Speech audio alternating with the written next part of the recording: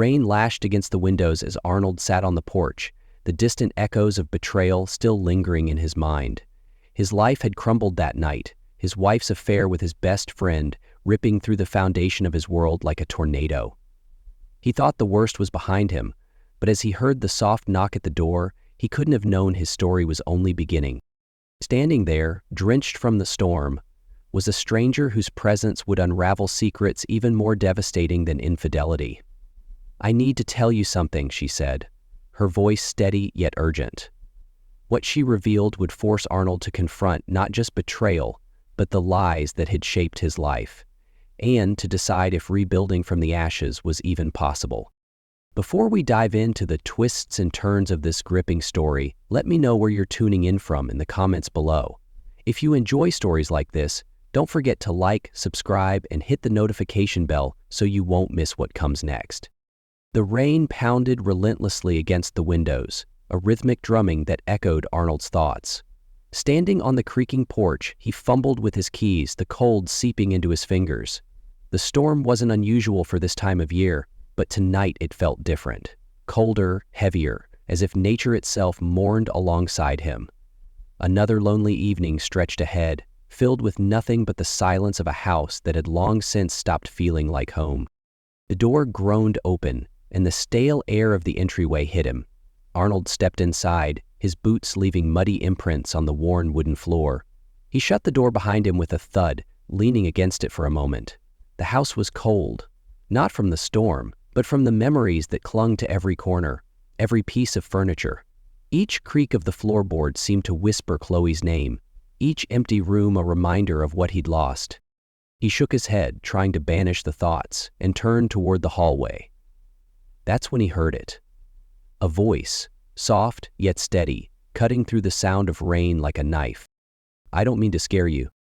Arnold froze. His heart pounded in his chest as his eyes darted toward the dimly lit living room. A figure stepped forward from the shadows, and the porch light outside framed her silhouette.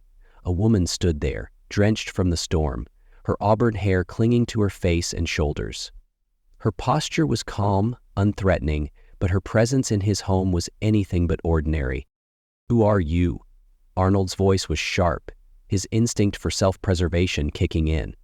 His hand hovered near the umbrella stand, where an old baseball bat leaned. The woman raised her hands slightly, palms open in a gesture of peace. "My name is Nora Bennett," she said, her voice unwavering despite the tension in the room. "I didn't mean to intrude. The storm, I had nowhere else to go." Arnold's eyes narrowed as he studied her.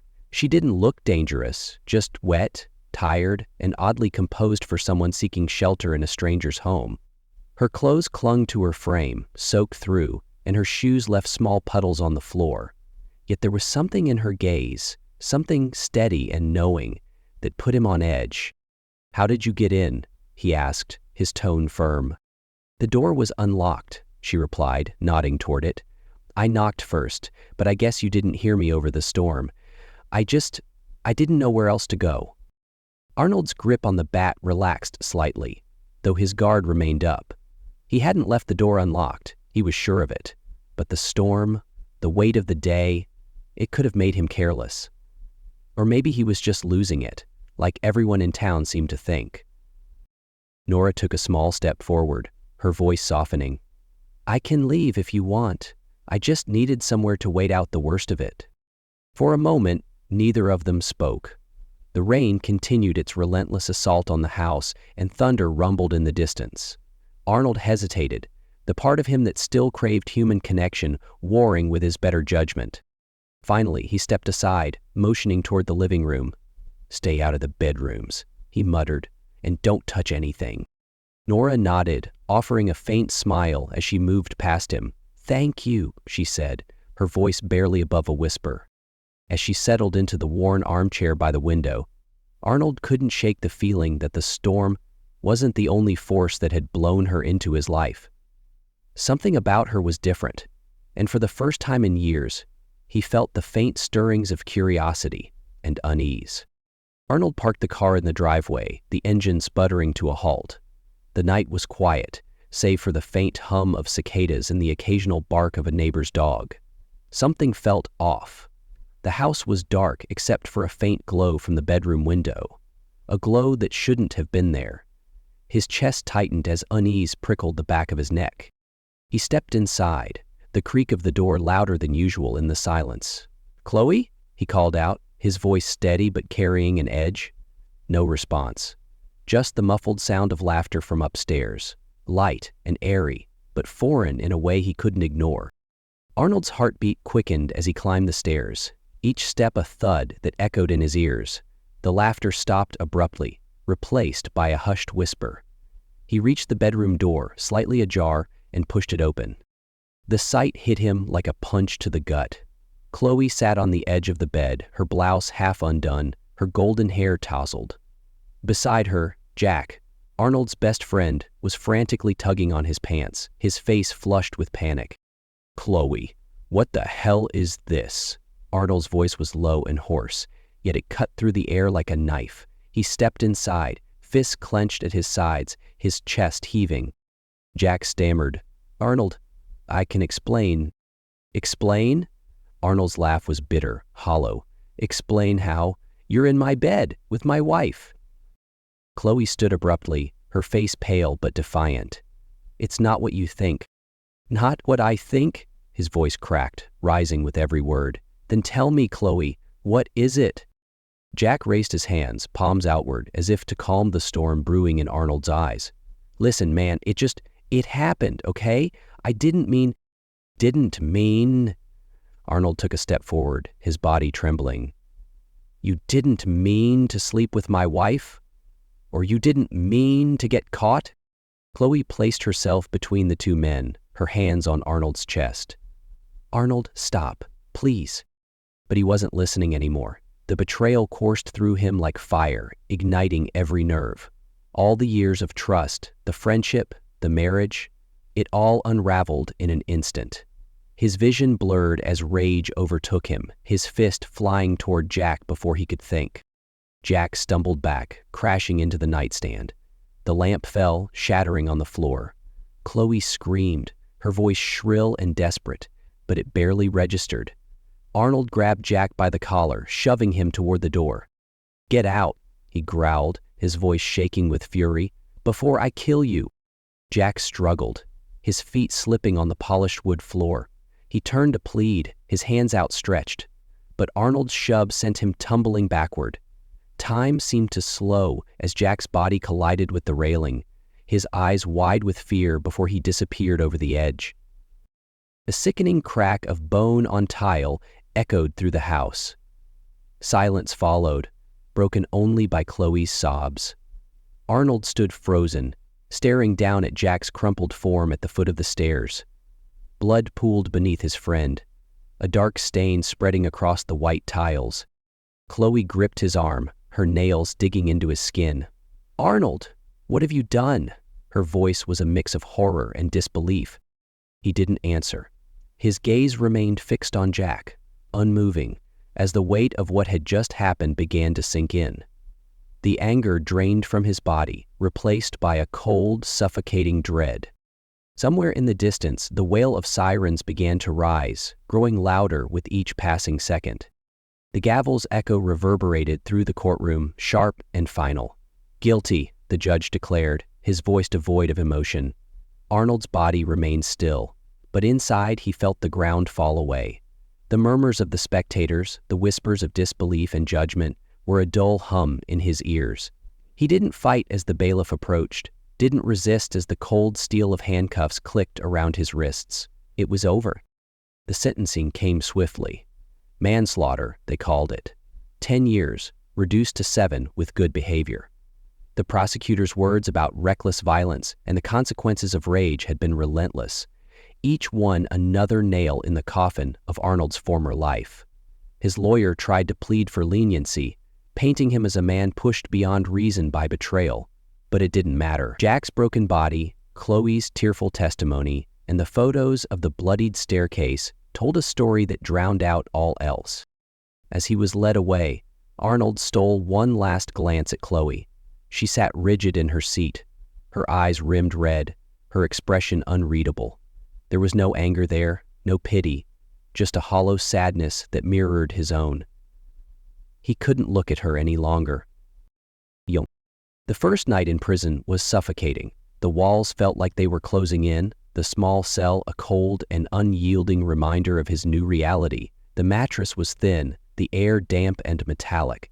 He lay on his back, staring at the ceiling, unable to close his eyes. Every time he tried, he saw Jack, falling, breaking, bleeding, and then Chloe, her face contorted in horror, her voice a piercing echo in his mind. "What have you done?" Days turned into weeks, and the monotony of prison life set in.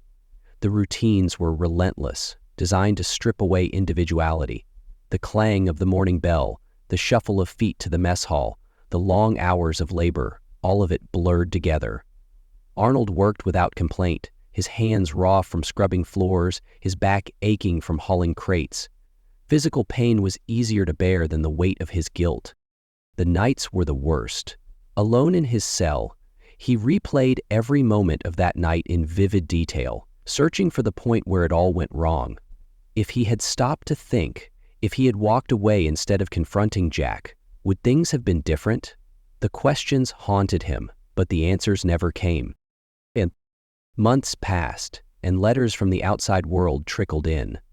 Most were from his mother, brief updates on the weather or the state of the family home. Chloe wrote only once. Her letter was short, almost clinical. She had filed for divorce, citing irreconcilable differences. She didn't blame him outright, but made it clear there was no path forward for them. He read the letter over and over, the words blurring as his vision swam. He didn't respond. What could he say that would change anything? He folded the paper neatly and tucked it beneath his mattress, where it stayed for years, yellowing with time.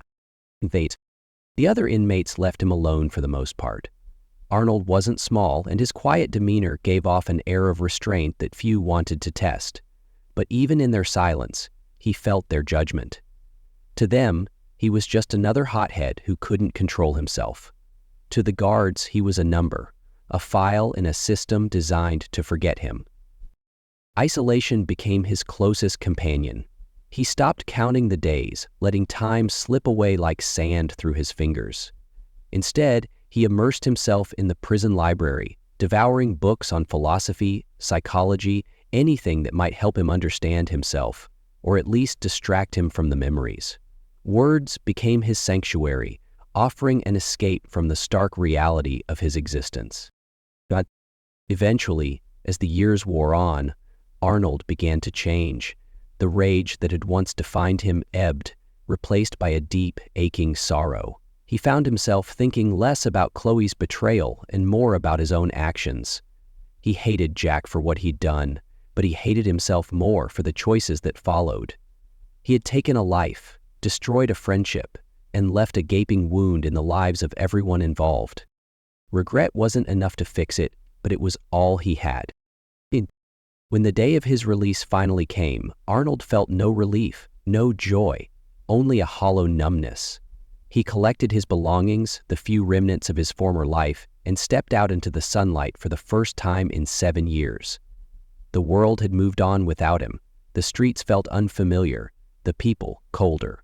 He was free, but in so many ways he was still imprisoned. As he walked toward the bus station, a single thought consumed him. How do you rebuild a life from ruins? The bus pulled into town with a low hiss, the brakes groaning as it came to a stop. Arnold stepped off, clutching a small bag that contained everything he owned. The air smelled the same, of pine and asphalt, with a faint hint of smoke from the diner down the road. But something was different. The world felt sharper, colder, as if it had turned against him in his absence. He stood on the sidewalk for a moment, unsure of where to go. His childhood home had been sold years ago, and his marriage, the only anchor he'd ever had, was long gone. The house he now called his own, inherited from his late father, was waiting for him at the edge of town. But it wasn't a home.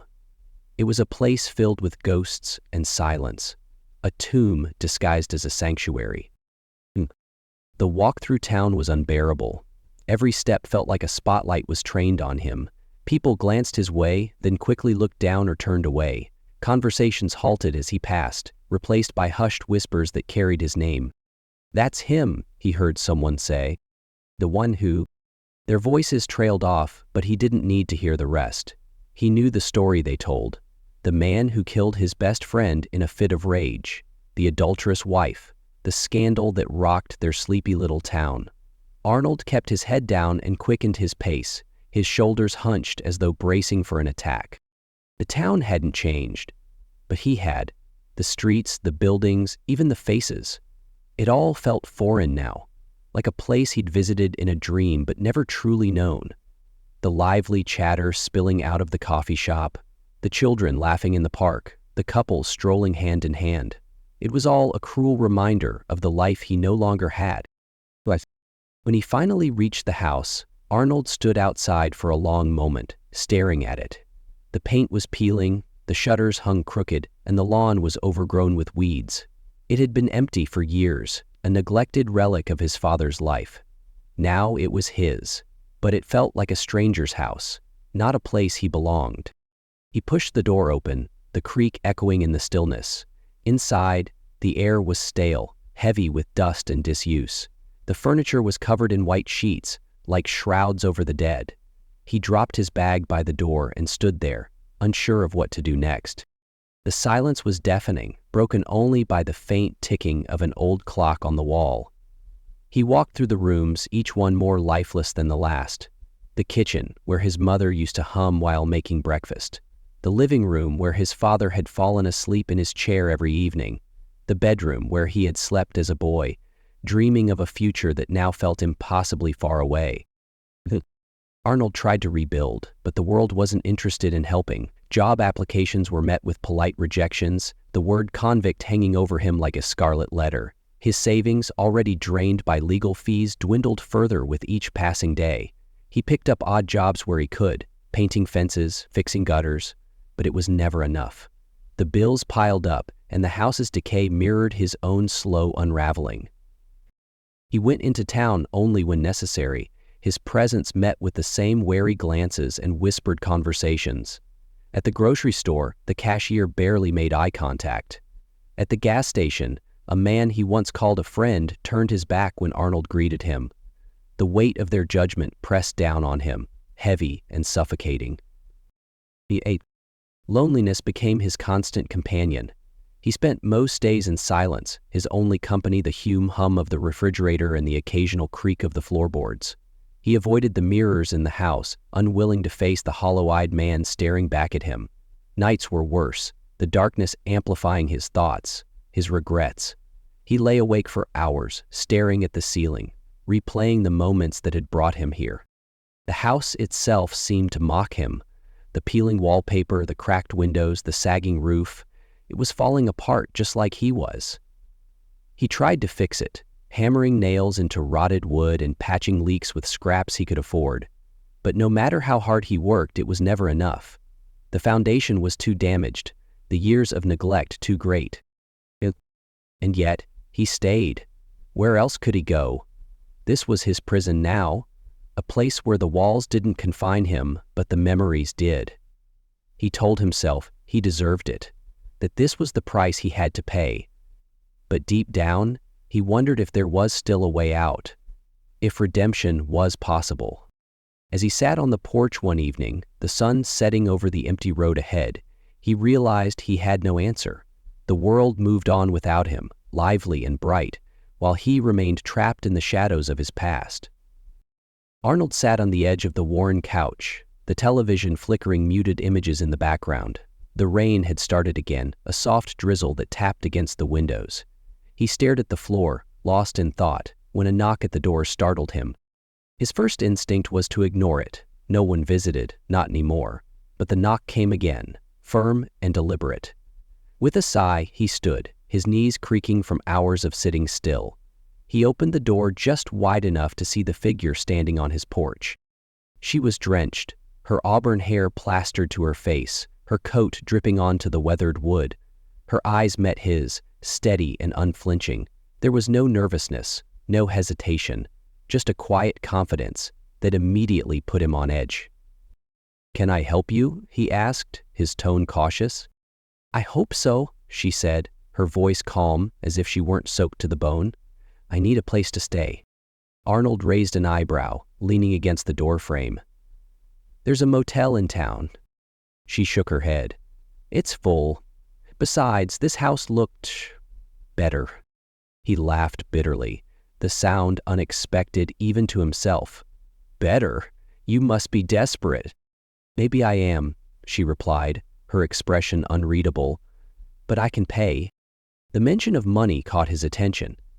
His bills were piling up, and the house wasn't going to fix itself. He hesitated, glancing past her at the rain-soaked yard. She didn't look like trouble, just tired and determined.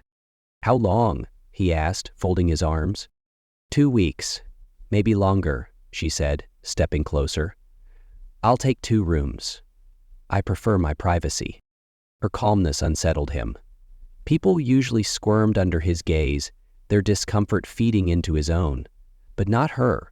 She stood there, her posture straight, her voice steady. There was something almost too perfect about her demeanor, like she had rehearsed this moment. 2 rooms, he repeated, narrowing his eyes. "You planning on redecorating while you're here?" Her lips curved into a faint smile. "Something like that." "What?" Arnold studied her for a long moment. He didn't trust strangers, not anymore.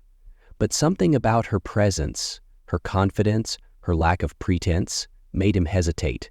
He wanted to say no, to send her back out into the storm, but the words wouldn't come. Finally, he stepped aside.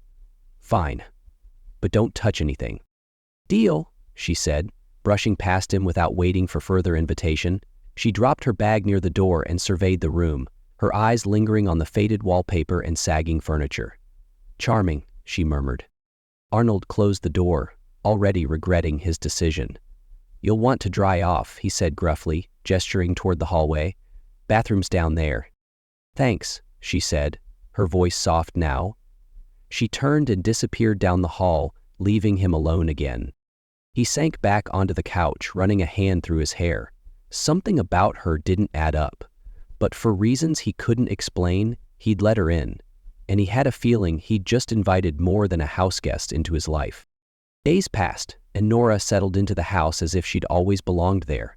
She kept to herself most of the time, retreating to the 2 rooms she had claimed. Arnold barely saw her during the mornings, but in the evenings their paths inevitably crossed in the shared spaces of the kitchen and living room. At first, the silence between them was thick, almost uncomfortable. Arnold didn't know what to say, and Nora didn't seem to mind. But over time, small interactions began to break the ice. It started with dinner.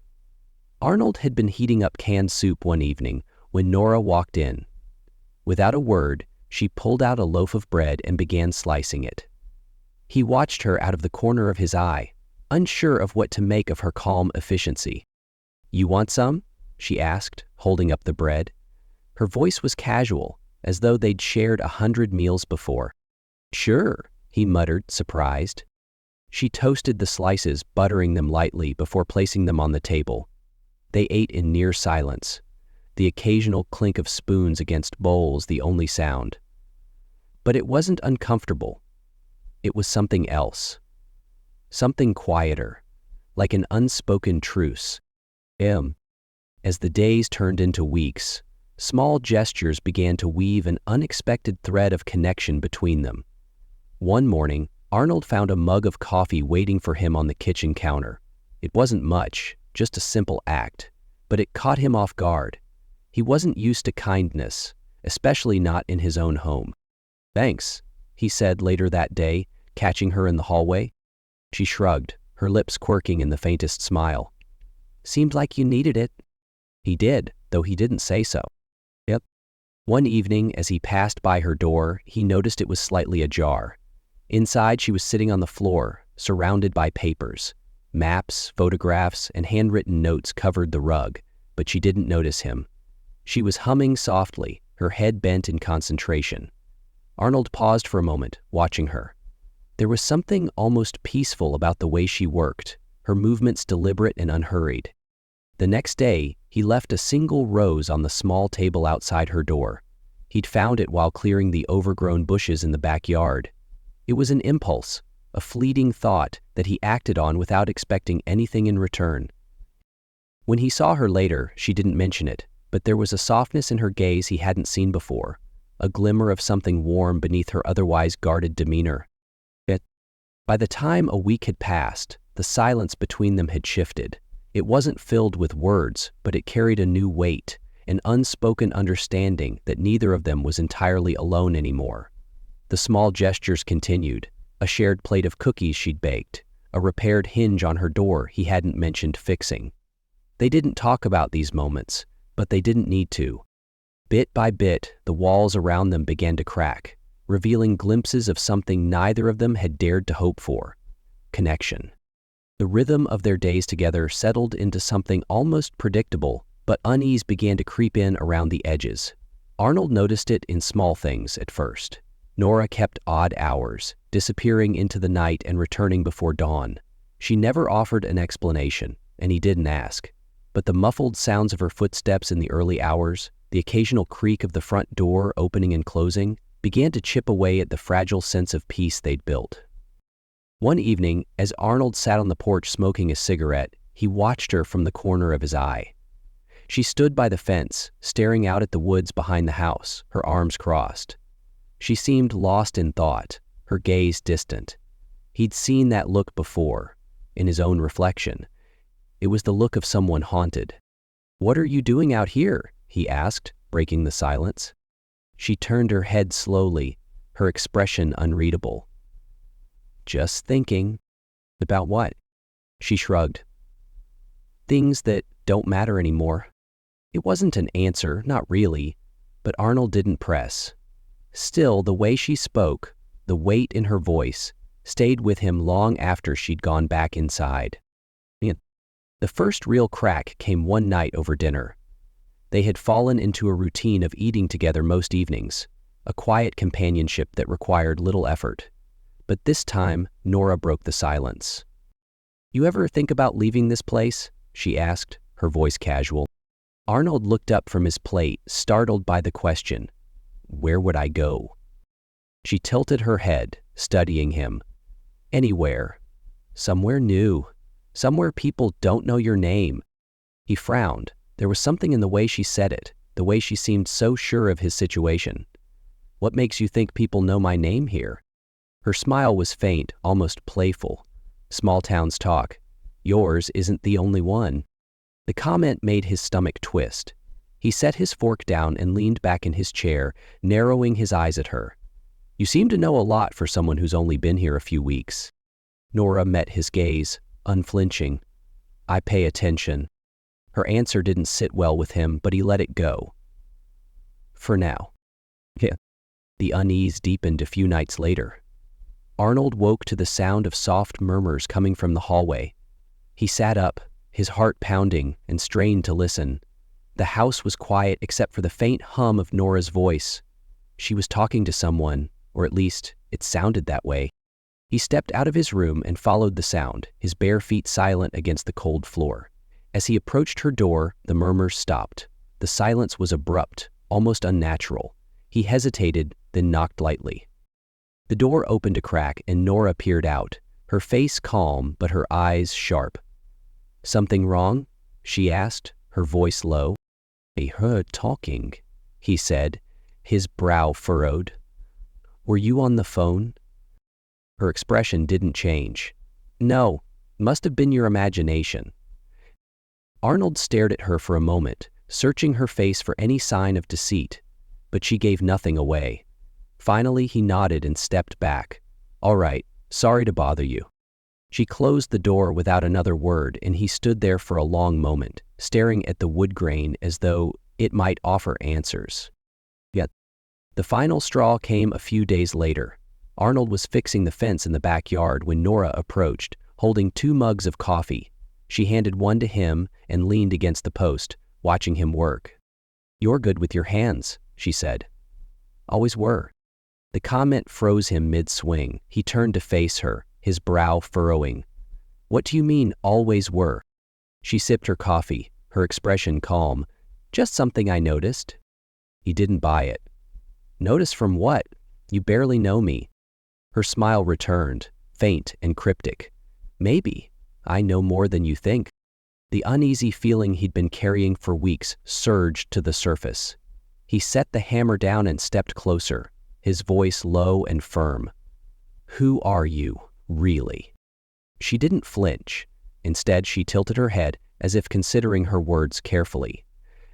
Someone who's been through a lot. Like you. Don't play games with me, he snapped. What's your deal, Nora? Why are you really here? Her smile faded, replaced by something softer, almost sad. Maybe I came to help. Help with what? He demanded. Figuring out who you are, she said, her tone gentle but pointed. Or maybe reminding you. He stared at her, his mind racing. None of it made sense. You're not making any sense. She shrugged, as though it didn't matter whether he understood or not.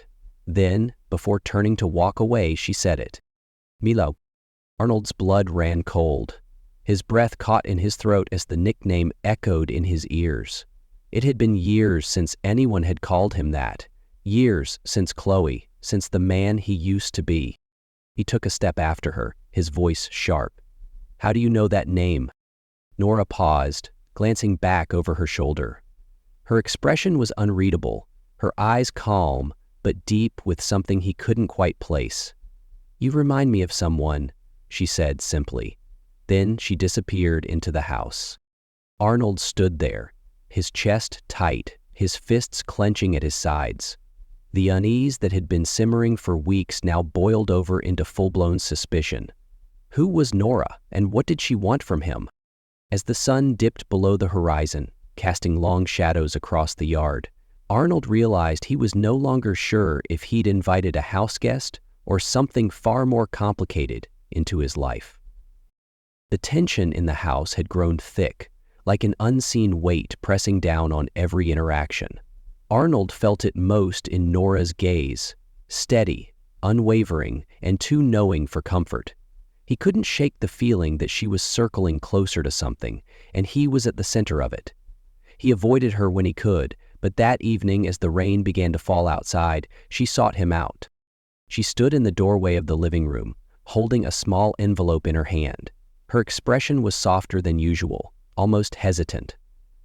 We need to talk, she said. Arnold looked up from the book he wasn't really reading, his jaw tightening. About what? About why I'm here. She crossed the room, sitting down at the table by the window. She gestured for him to join her, sliding the envelope across the surface. Open it.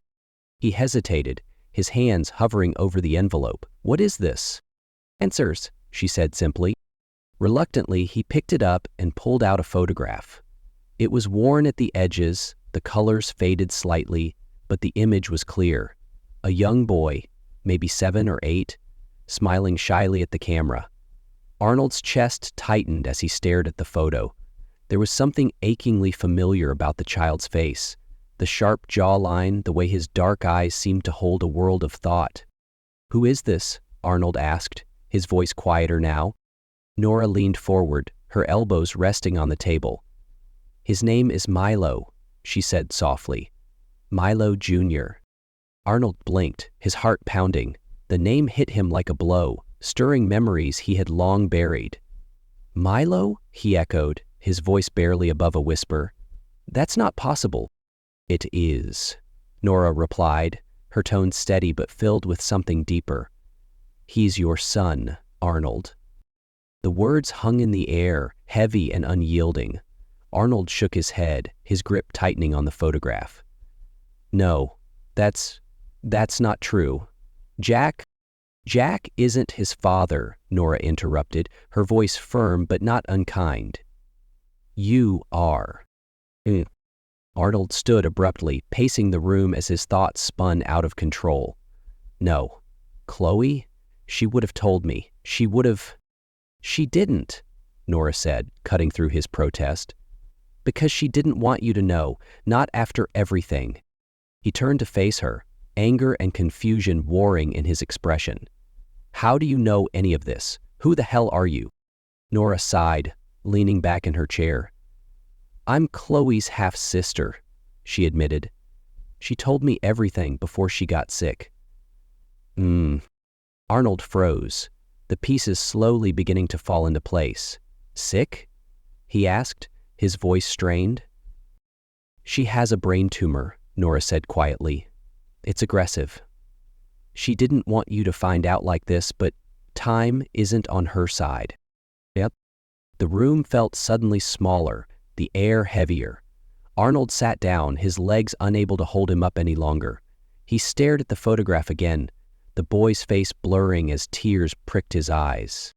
She lied to me, he said finally, his voice breaking. All these years she let me think. She lied to protect him, Nora interrupted, her tone gentle but firm. After what happened with Jack, she didn't think you'd be able to handle it. And maybe she was right. But that doesn't change the truth. Milo is your son. Arnold's hands trembled as he set the photo down on the table. Where is he? He asked, his voice raw. With her, Nora said. She's been raising him on her own. But she knows she can't keep doing it, not with her condition. That's why she sent me. To tell you. Arnold sat in silence, the storm outside mirroring the turmoil inside him. The revelation felt like a betrayal, but also like a lifeline, something to hold on to in the wreckage of his life. He thought of the boy in the photograph, the way his smile echoed his own. Why now? He asked finally. Why tell me now? Because Chloe's time is running out, Nora said, and because Milo deserves to know who his father is. Arnold nodded slowly, his mind still reeling. He didn't know what to do with the truth, but one thing was clear. He couldn't ignore it. Not anymore. The hospital room was quiet, save for the faint beeping of the monitors and the low hum of the air conditioning. Arnold hesitated in the doorway, his hands shoved deep into his pockets. Jack lay in the bed, his face pale and drawn, the weight of the years etched into every line and crease. Seeing him like this was jarring. Jack had always been larger than life, his charisma effortless, his smile disarming. Now he looked fragile, almost unrecognizable. Jack's eyes opened slowly, and when they landed on Arnold, a flicker of surprise crossed his face. He shifted, wincing at the effort. Arnold, he said, his voice hoarse, didn't think I'd see you here. Arnold stepped into the room, pulling up a chair but keeping a measured distance. I didn't think I'd come, he admitted, his voice low. Nora convinced me. Jack nodded slightly, his gaze dropping to his hands. She's good at that, convincing people. Silence stretched between them, heavy with the weight of all that had been left unsaid. Arnold leaned forward, his elbows on his knees, his hands clasped tightly. Why, Jack? He asked finally, his voice breaking the stillness. Why did you do it? Jack's shoulders sagged as though the question carried the full weight of his guilt. He swallowed hard before answering. Because I was weak, he said, his voice trembling. Because I wanted what you had. Chloe, she was everything I couldn't have, and I let that jealousy ruin everything. Arnold's jaw tightened, his hands curling into fists. You were my best friend, he said, his voice filled with raw emotion. You didn't just betray me, you destroyed everything. Jack nodded, his eyes glistening. I know, he said quietly, and I've hated myself for it every day since. The confession hung in the air, raw and unfiltered. Arnold stared at Jack, searching for the man he used to know beneath the frail figure before him. You didn't just ruin my marriage, Jack, Arnold continued, his voice steady but filled with pain. You made me into someone I didn't recognize, someone I couldn't forgive. Jack met his gaze, his own eyes brimming with tears. If it had been me, he said, his voice shaking, I'd have done the same. You had every right to hate me, Arnold, every right to want me dead. I threw away your trust, your friendship, and for what? A moment of selfishness? I was a coward. Arnold's breath hitched, the rage he had carried for so long threatening to bubble to the surface. But beneath it, there was something else, something quieter. Exhaustion. The weight of anger and grief had worn him down, leaving him with little else but the hollow ache of loss. Jack shifted in the bed, his voice cracking as he continued. I've had years to think about what I did, and I know I can't fix it. But I need you to know, Arnold, I'm sorry. For everything. For Chloe, for the lies, for the pain. If I could go back, I'd change it all. Arnold leaned back, running a hand over his face. He didn't respond immediately, the storm of emotions inside him too overwhelming to sort through. Finally, he looked at Jack, his voice quiet but firm. You broke me, Jack, and I don't know if I can ever forgive you. Jack nodded, tears slipping down his cheeks. I don't expect you to, he said. I just needed to tell you the truth before it's too late. The vulnerability in Jack's voice struck a chord deep within Arnold. He saw, for the first time, the depth of Jack's regret, the years of guilt and self-loathing that had eaten away at him. It didn't erase what had happened, but it made the burden of his own anger feel less absolute. I don't know if I can forgive you, Arnold repeated, his voice softening, but maybe I can stop hating you. Jack exhaled shakily, relief and sorrow mingling on his face. That's more than I deserve, he whispered. The two men sat in silence for a long moment, the weight of the past still heavy but no longer suffocating.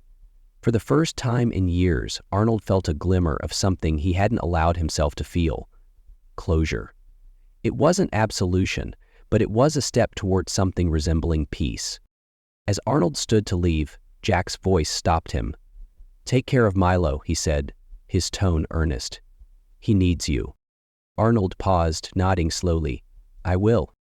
With that, he walked out of the room, the echoes of their conversation following him into the quiet night. The news came on a rainy afternoon, carried to Arnold by a knock at the door. A police officer stood on the porch, her expression a mixture of professionalism and quiet sympathy. The moment Arnold saw her, he knew something terrible had happened. Mr. Arnold Wyatt? She asked. He nodded, his stomach twisting. There's been an accident, she continued. Jack, Avery, and Chloe Miller. They didn't survive. The words hit Arnold like a freight train. His knees buckled, and he grabbed the doorframe to steady himself. He barely heard the officer's explanation.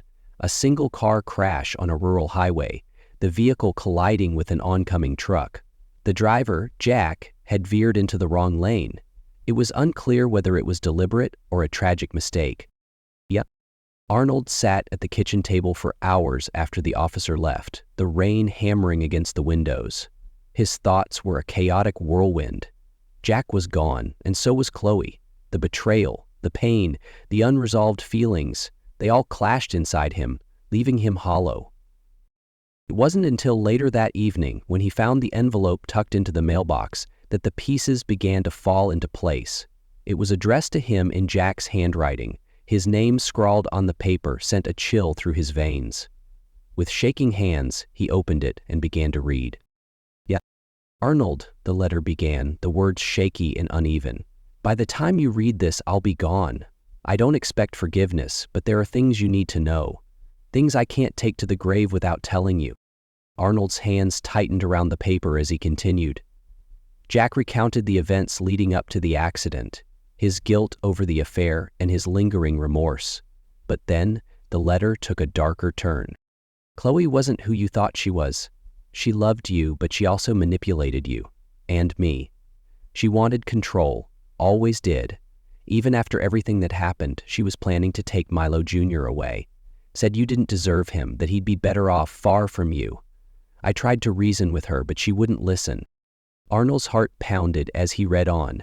Jack continued to explain Chloe's plan in chilling detail, to move far away with Milo Jr., severing any remaining ties Arnold had to his son. She had been arranging it for months, quietly laying the groundwork for a clean escape. The realization hit Arnold like a physical blow. I couldn't let her do it, Jack's letter continued. I've made my mistakes, but this was too much. Milo deserves better. He deserves the truth, and he deserves his father. I thought maybe I could stop her, make her see reason, but I was wrong. She wouldn't stop, Arnold. and I couldn't let her destroy you again. Arnold's breath caught as he reached the final lines. I'm sorry for everything I've done to you. You were my best friend, and I betrayed you in every way possible. But this is the one thing I can do to make it right. She's taken enough from us all. Take care of Milo, Arnold. He's your chance to make things whole again. The letter fell from Arnold's hands, fluttering to the table as his vision blurred with tears. Jack's actions had always been selfish and reckless, but this felt different. It was still a betrayal in its own way, but it was also an act of desperation, an attempt to salvage what little good was left in a life full of mistakes. Arnold sat back, the weight of the revelations pressing down on him. Chloe's manipulations, Jack's guilt, their tragic end. It all swirled together in a storm of emotions he could barely process. The image of Milo Jr.'s face flashed in his mind, the boy who had no idea how close he'd come to being torn away forever. The next day, Arnold drove to the crash site. The twisted wreckage had been cleared, but the scars on the asphalt remained, stark reminders of the lives lost. He stood there in the drizzle, staring at the skid marks and shattered glass, trying to make sense of it all. I don't know if I can forgive you, Arnold murmured into the empty air, his voice trembling, but thank you for saving him. Returning home, Arnold sat down at the table again, Jack's letter still lying where he had left it. He read it once more, slower this time, letting the words sink in. It didn't erase the pain or the anger, but it gave him clarity. For the first time in years, he felt a sense of purpose. Milo Jr. wasn't just a reminder of the past. He was a chance to build a future.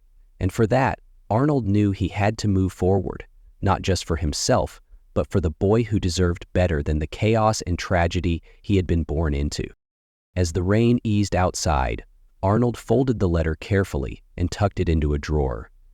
The wounds of the past were still fresh, but Jack's final act had left a small opening for healing. And for that, Arnold was determined to try. The house felt different now. The echoes of silence that had once haunted its walls were replaced by the soft sounds of life. The laughter of a child, the hum of Nora in the kitchen, the clatter of toys scattered across the living room floor. These were the new rhythms of Arnold's world. It was strange, after years of emptiness, to feel the house breathing again. Milo Jr. had arrived just a few weeks ago, clutching a small backpack and a stuffed bear that looked as worn as Arnold had felt. The boy had been shy at first, sticking close to Nora as they introduced him to the home that would now be his.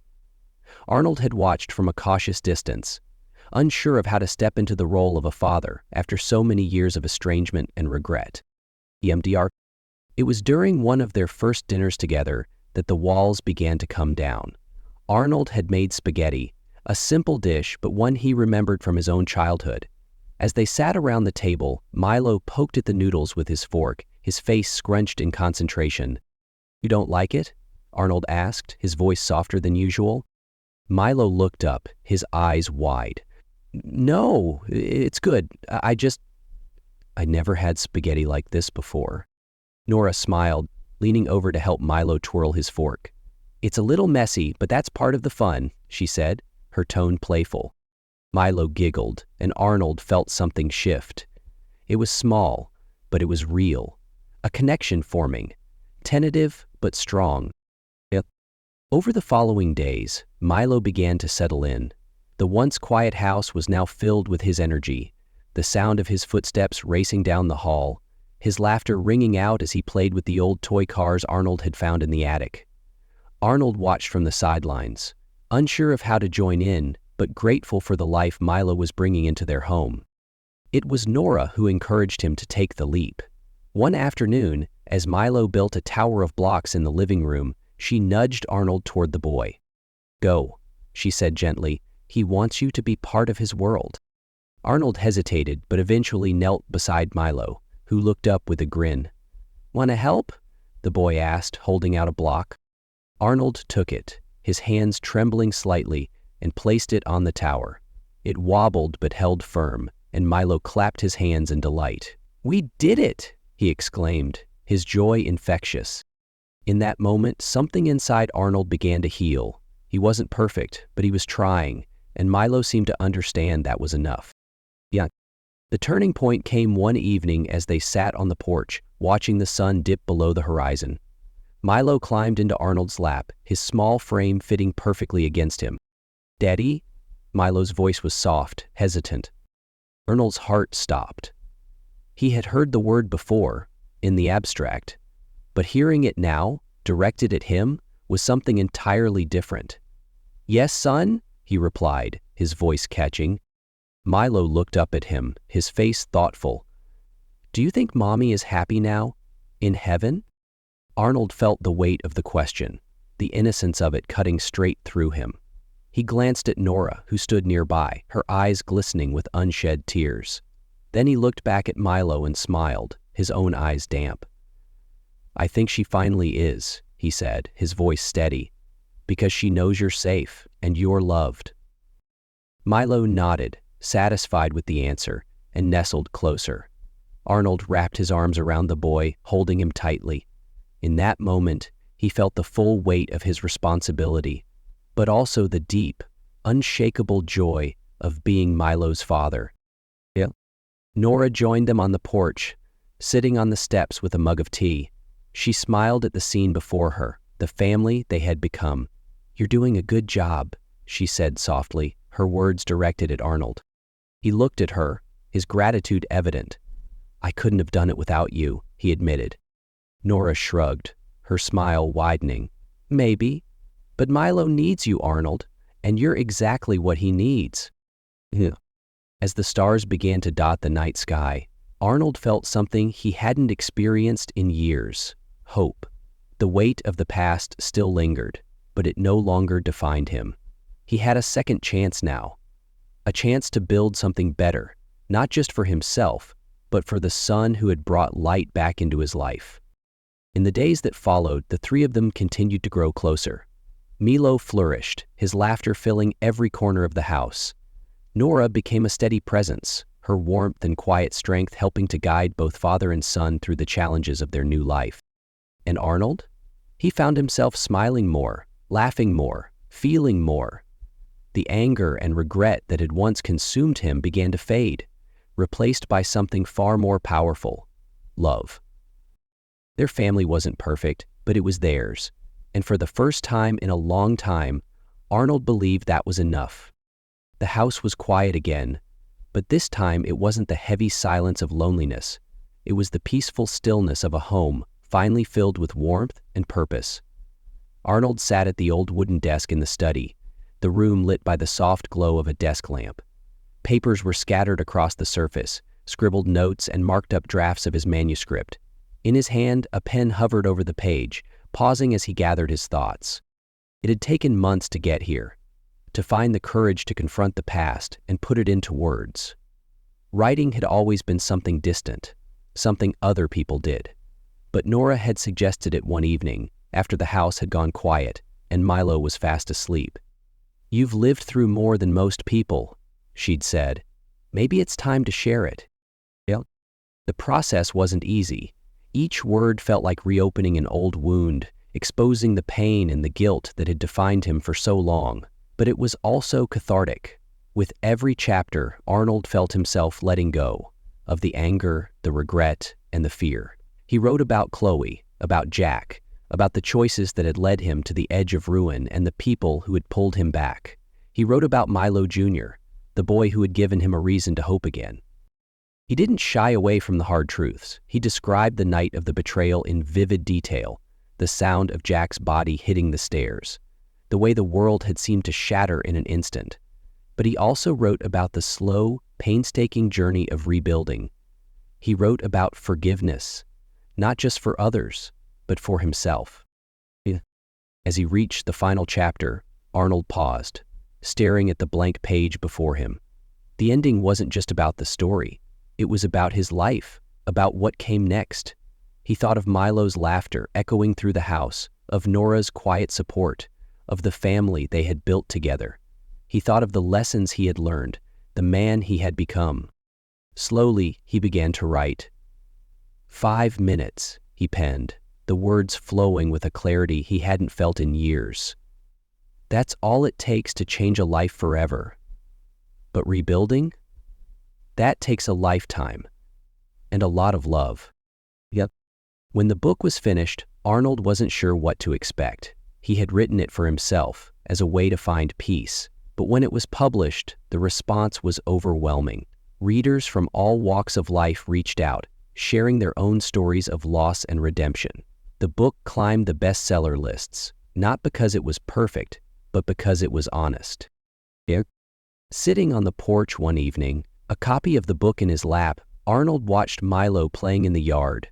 Nora joined him, her smile soft as she handed him a cup of tea. "You did good," she said, nodding toward the book. Arnold glanced down at the cover, the title bold against the simple background. "It's not just my story," he said. "It's ours." Nora squeezed his hand, and they sat together, the fading light painting the sky in hues of orange and pink. For the first time in years, Arnold felt whole. The scars of the past were still there, but they no longer defined him. Instead, they were a reminder of how far he had come and how much he had to be grateful for. As Milo ran toward them laughing, Arnold smiled. The journey hadn't been easy, but it had been worth it. Life, he realized, wasn't about the moments that break you. It was about the ones that put you back together. The porch light flickered as the evening settled into a peaceful quiet. Arnold sat in his usual spot, Milo fast asleep inside, and Nora reading by the fireplace.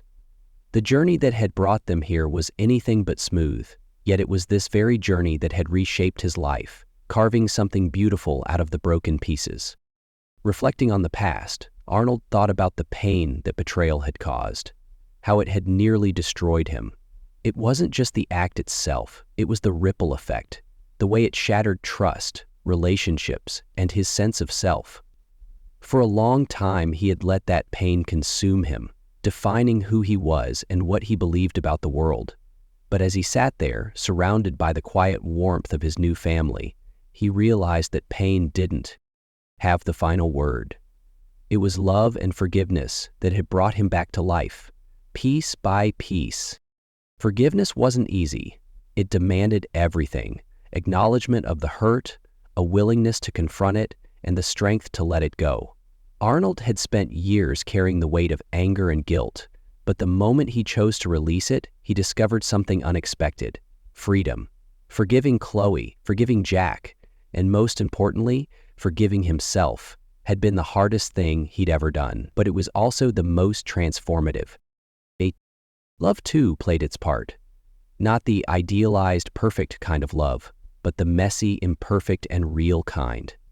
The love he felt for Milo Jr. wasn't just about being a father. It was about being present, about choosing to show up every day despite his fears and doubts. And then there was Nora, whose quiet strength had held him steady when his own resolve faltered. Together, they had built something fragile but enduring: a family. Arnold leaned back in his chair, the stars beginning to emerge in the darkening sky. His story wasn't unique. Pain and betrayal were experiences shared by countless others. But what mattered, he realized, wasn't the fall. It was what came after. The choice to rebuild, to trust again, to believe that something good could come from the wreckage. That was what defined a person.